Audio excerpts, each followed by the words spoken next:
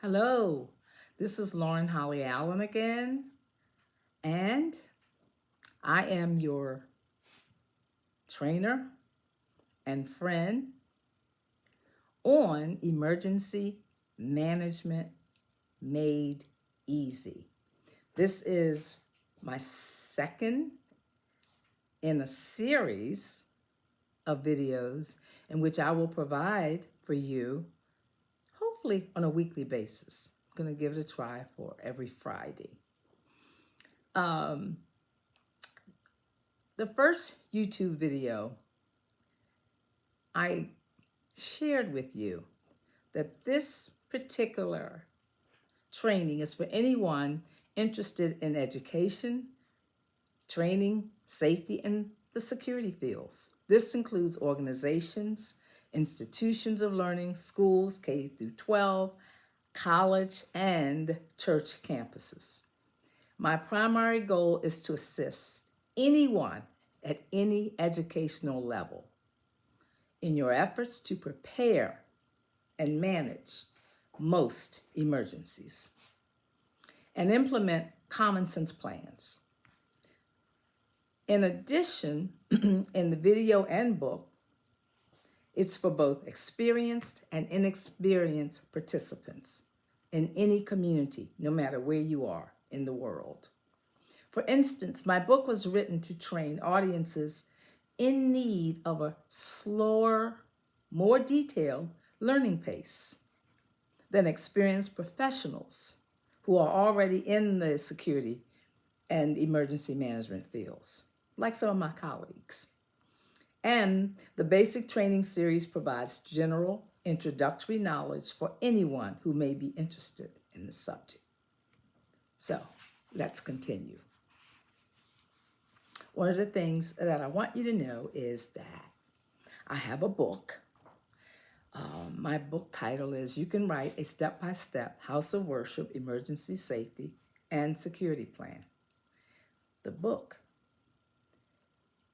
is fantastic because you can order the book and follow along with each training. I'll be training directly from the book, be it business, be it school, be it college, wherever you are. I'll be using that book and making references to it by page and chapter. If you don't have a book, don't worry about it. Keep good notes because you will need those notes as we move in different sections. We're going to build from where we are right now.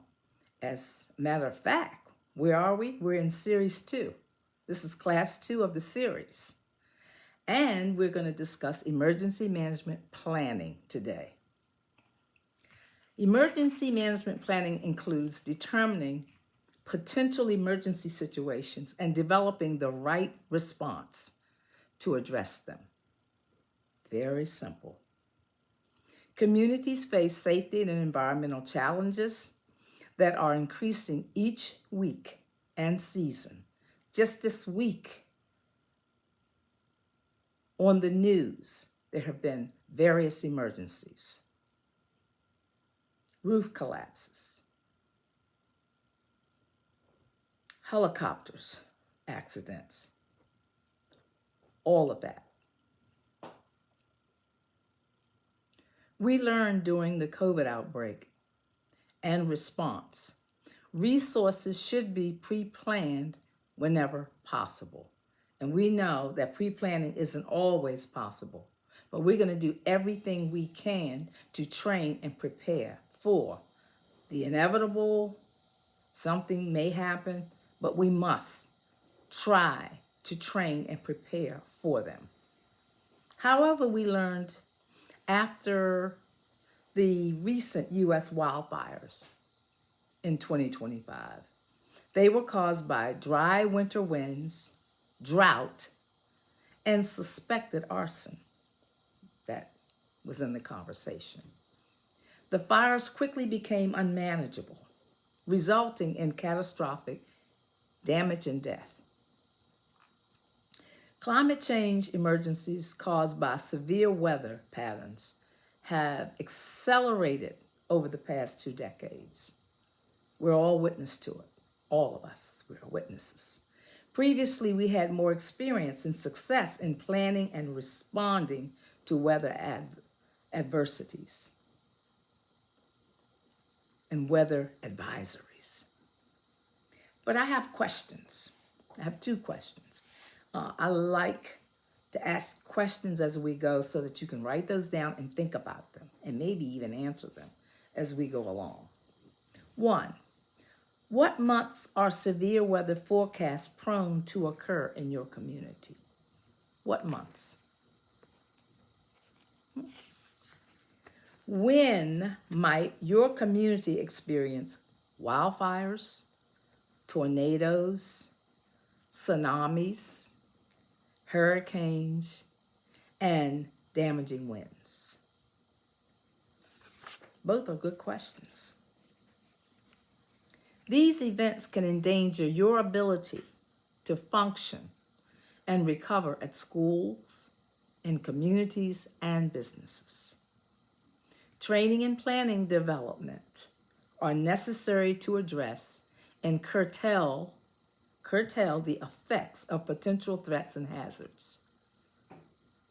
Now, you notice I said the effects of potential hazards. The impact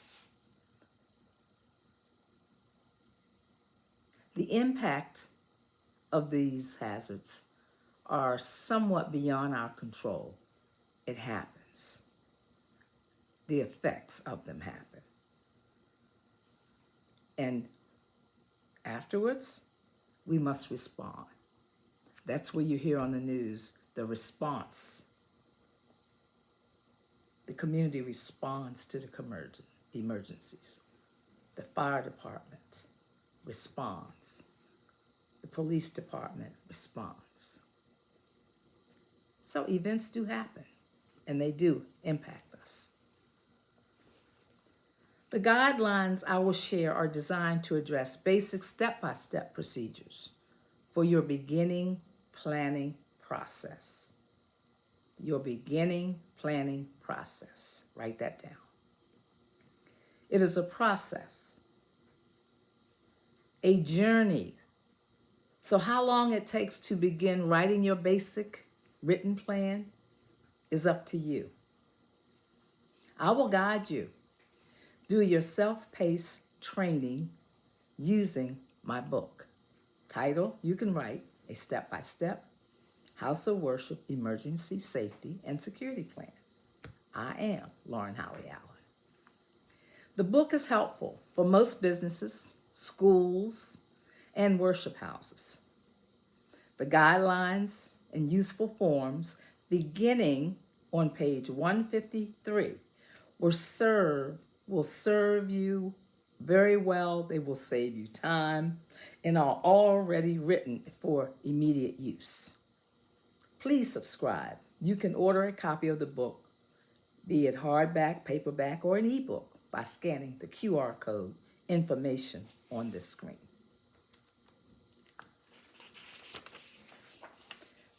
How to build your security team, and are they necessary? Why is that necessary? I'm referring to page 3 to 4 in the book. So this is my quick quiz question. These are quick quiz questions. You will enjoy those throughout our training process together. Question 1.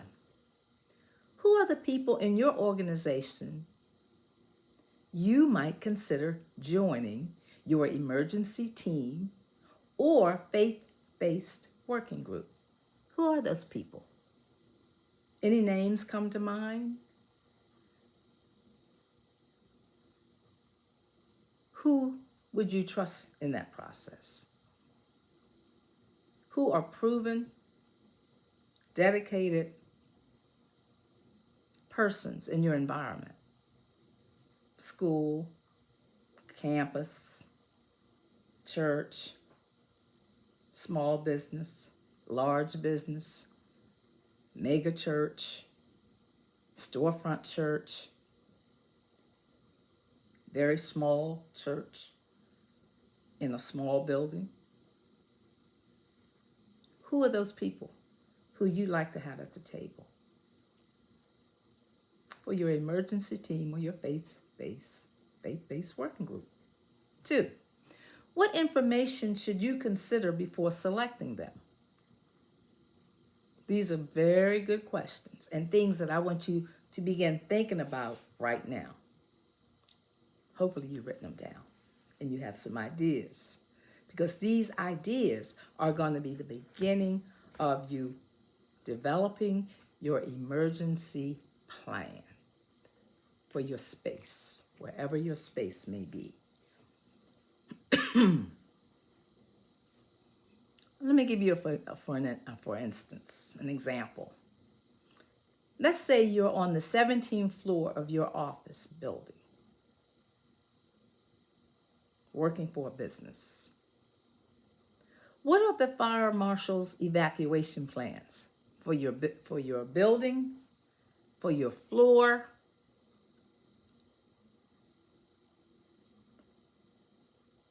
What are those plans? What do they look like? If there is an earthquake, what do? Where is it written? The fire marshal may have a plan written somewhere on the premises by law. What is your plan for your office space? No worries. I just thought I'd lay that one on you. Give you something to think about as we are building together. Team Building 101, page 18, chapter 3. No worries. Keep writing if you don't have your book. If you have the book, write in the book. I won't be mad at you. Why are security, safety, and emergency teams necessary? What do they look like? The primary goal of your organization's team, emergency team, planning team, is to determine your security needs, assess the potential possible threats, determine how they should be implemented before an emergency or disaster occurs, if possible.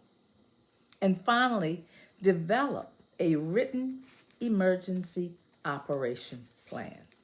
That is our goal. That is where we're going to begin this process. Teaching you how to select your team, write your plan.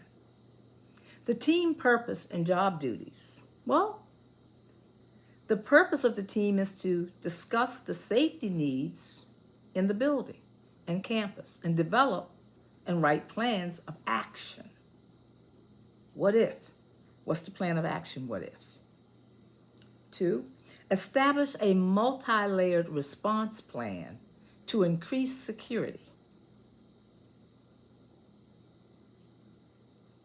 Identify clear roles and responsibilities for your staff or team of volunteers. Begin developing and implementing security measures. What do we do if a fire breaks out?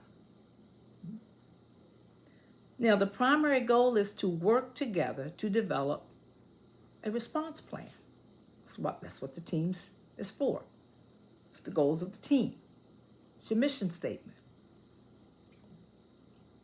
In the event of any emergency, even in your household.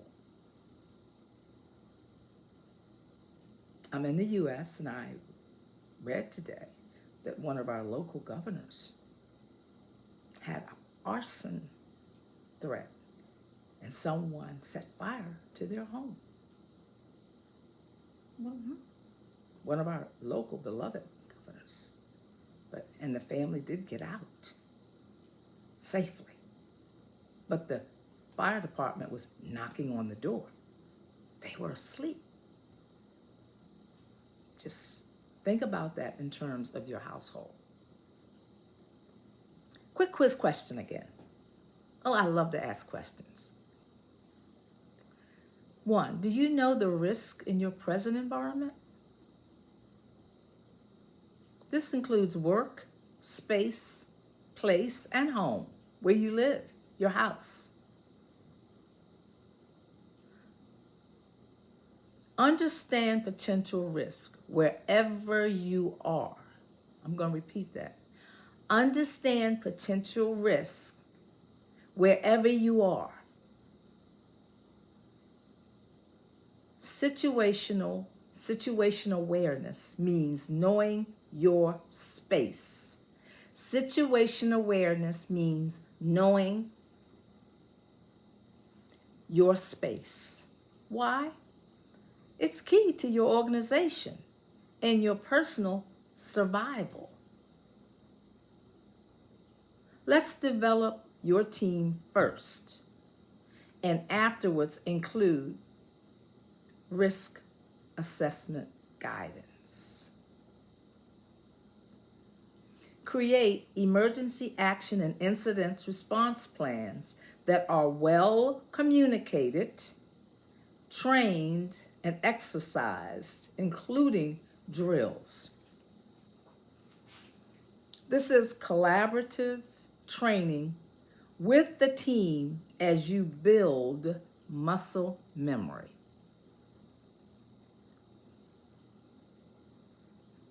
Example.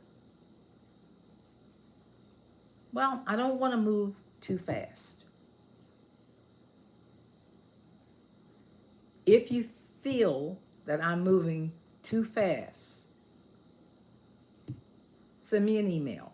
Just use the QR code, send me an email so that I will know if my pace is comfortable for most of you. First, we will build your team. That's our initial goal. We're going to build that team for your particular space or place, anywhere that you are. Second, we will assess the risk in your area. Tsunami, tornado, earthquake,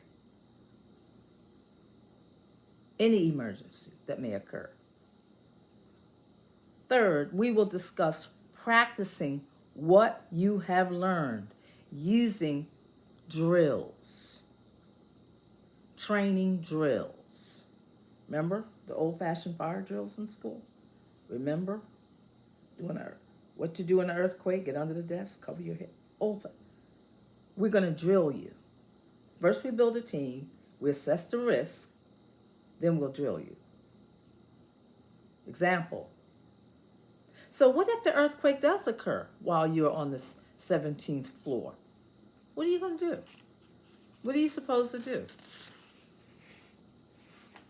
What did the fire marshal write, and where is it in the building? And did you read it? And once you read what the fire marshal in your particular area, if you do have a fire marshal working with you, what is your plan? Your plan of escape. What is your plan for a wildfire, which is maybe 2 doors down? Are you going to get out safely?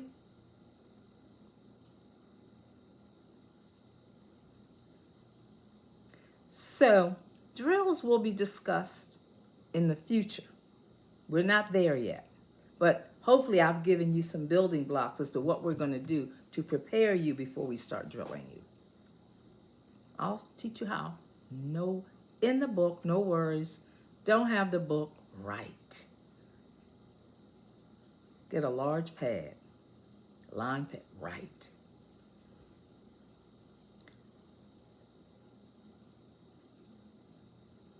Behavioral threat assessment teams.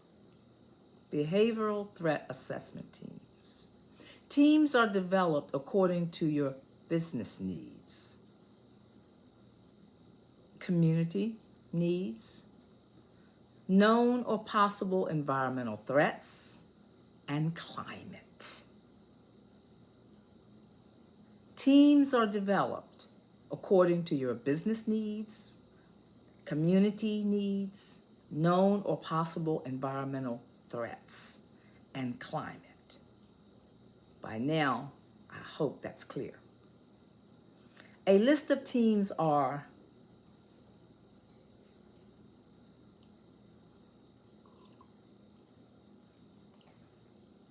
faith-based working groups, emergency team members, security committee, school and campus safety teams, university security teams.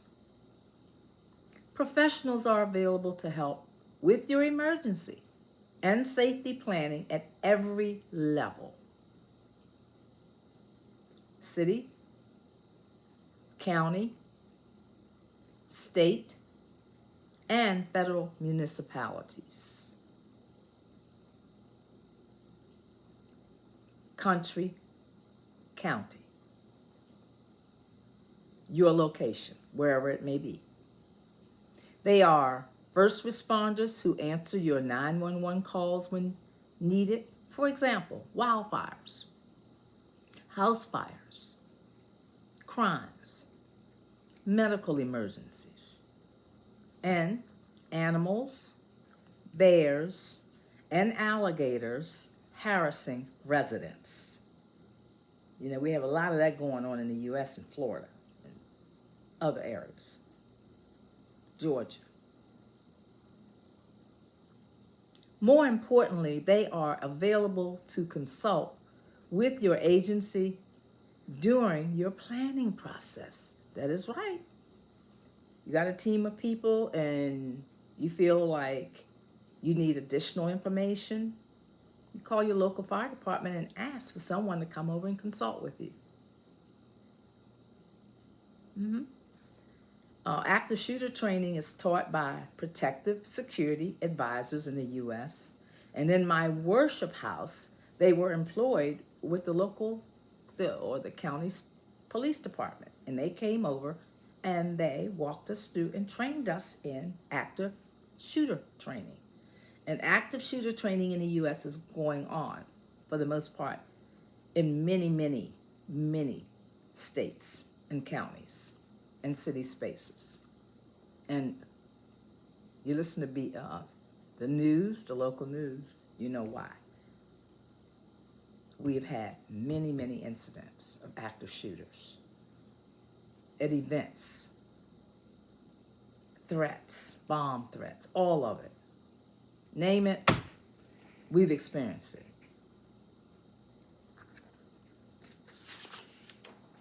Your team will be trained and empowered with the ability to create a safe environment.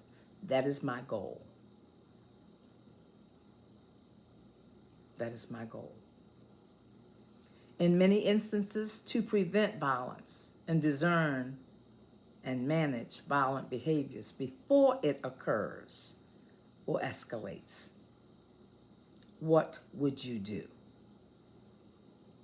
I will cover this information in Chapter 3 in your near future security site assessments, crime prevention through environmental design, page 41 through 44, for those persons who want to read in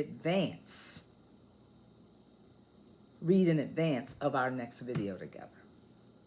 You can go there. But for today, I think it would be beneficial to stop here. Hopefully, I've given you enough information for you to begin to think about building your team, who will be on your team. We'll discuss the criteria in our next video as to who you might select on the team and even how to train them. I really appreciate you coming on to meet with me for the second video in our series. This is a series. I'm going to be here for you as hopefully every week, every Friday. Make sure this video is dropped. try my best. If I'm on vacation, I have to speed up my work before I go because I'm dedicated to you. I'm submitted to making sure that we get you prepared. And I want to keep you safe. I wrote the first emergency plan for my church, and then I wrote a book. And now I'm teaching you. Thank you so much for your confidence in me. Thank you. If you have any questions, any concerns, if you need a consultation, hit the QR code. Please subscribe. Give me a thumbs up. Let me know that I'm doing okay. Give me a shout out. Keep your girl encouraged. Thank you so much. And I will see you in class 3 of this series. Bye-bye.